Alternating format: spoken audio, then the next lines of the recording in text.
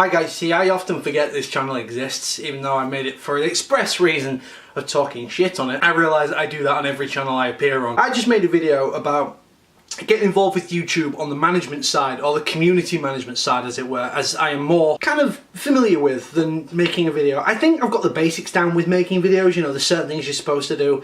Like for instance, stare at the camera lens, which I've always had a problem with. Brendan tells me I have a problem with it and laughs at me. And I'm still looking at me now, even though the lens is right here. The management side, I do think I've built up quite the knowledge base on everything from how to interact with your audience a bit better, how to get your name out there, how to expand your social medias, you know, how to better use social medias, how to structure your videos, maybe add an extra section, maybe utilize Patreon or start a podcast, or just increase the range of stuff you know, all this kind of thing. And I've said this all in the main channel video, but the biggest question is that I get is, apart from how did you get into it, which I kind of answered in a roundabout way in the previous video, why do you do it? Because as I listed on my NFI video, and to which Josh Parry exclaimed in the comments, where the hell do you find time for all this stuff? I am a very busy person, and I'm not saying that arrogantly. I am. I've got a full-time job. I've listed all this stuff off before: driving lessons, swimming, gym, you know, other commitments, doing things that I need to do, which leaves me with very little free time. So why would I waste 4 hours a day? And this is just on the community aspect. This isn't including filming videos whenever I get a chance. Why would I waste all this time? Well, my answer's simple. One, I've wanted to get into the management side of YouTube for a while because I found it so incredibly interesting that this medium has risen up from nothing to become this behemoth in the world. And you know, just the theory behind everything, I find it fascinating. But aside from that, I also, if you know me, you know I like to help people whenever I can.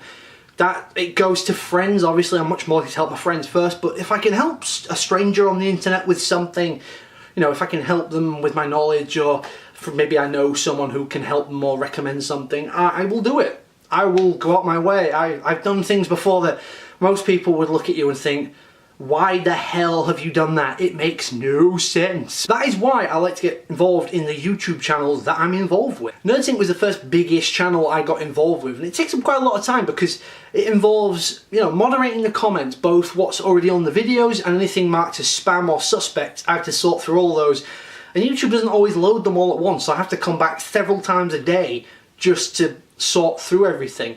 Aside from that, I also keep up to date with the messages that they might receive on the YouTube channel, and any that are interesting, I think Scott might get a kick out of or might find useful, I will then pass them on to him to introduce interesting ideas for video, you know, whatever. Because reading the comments, you get a good cross-section of the viewer base, and I might be able to listen to some comments, read some comments, and they might have some really good video ideas that pertain to something Scott or DK or Joel has already got planned, and then maybe from there it'll become a thing. And I think if you create videos based on your viewers' suggestions, that is another great way to increase your viewer base, because they think you care about them, and you do. But it's so easy on YouTube when you've got 300,000 subscribers, which is not a big number by YouTube standards. It's still, it can look impersonal to a person watching a video. They're not thinking they feel appreciated, because okay, you could stand on camera and go, thanks guys for watching, I love each and every one of your faces, because that's still very impersonal, I think. It's a generic thing where you're talking to the whole audience here and you're not singling people out. But if you're taking people's suggestions on board, you are kind of listening to them. And if individual people within your audience feel like they're being noticed, they're gonna talk about it with their friends and other fans, and your engagement's gonna go up, because people are gonna see that you're one of those channels who care. And that is another thing I'm really strongly passionate about. So with a highly interactive channel like NerdSync, I mean, we have a Tales from the Comment video that Scott does every week, where he responds to comments that maybe myself or Gnarly or Cackling Leper Woman, no one will get that, you know, pass on as an idea. So I get involved because I'm passionate about the platform and what they're doing, and the people involved as well, because I've become friends with Scott and I respect what he's done, and I'm friends with Bryce and DK, and to a lesser extent Dylan.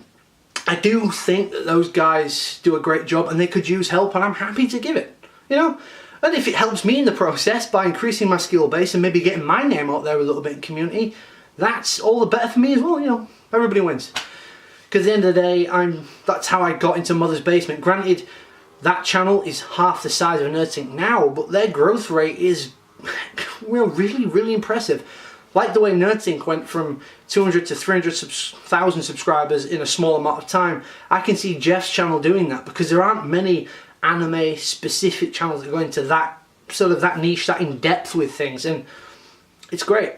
I've even offered my service to the Carlin brothers at some point, and they're looking at getting people on board at some point because they are getting huge. They have blown up. They have gone up 100,000 subscribers since VidCon. And VidCon was only a month away, and I can't believe it was only a month away. So yeah, that is why I do YouTube. That's why I give 4 or 5 hours of my day. If NFI is anything to go by, community is my thing. I love interacting and forming communities.